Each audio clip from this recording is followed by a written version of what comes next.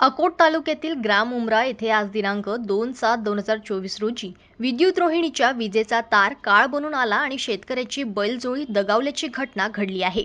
उमरा येथील शेतकरी हरिदास सदाफळे हे शेतातलं काम आटपून आपल्या घराकडे जात असताना एका डीपीजवळ साचलेल्या पाण्यातील विद्युत रोहिणीला बैलजोडीचा स्पर्श झाला आणि बैलजोडीला जोरदार विजेचा धक्का लागला। यात शेतकरी सदाफळे यांची बैलजोडी जागीच दगावली आहे। विशेष म्हणजे सदाफळे यांचं उदरनिर्वाह या बैलजोडीवरच अवलंबून होतं।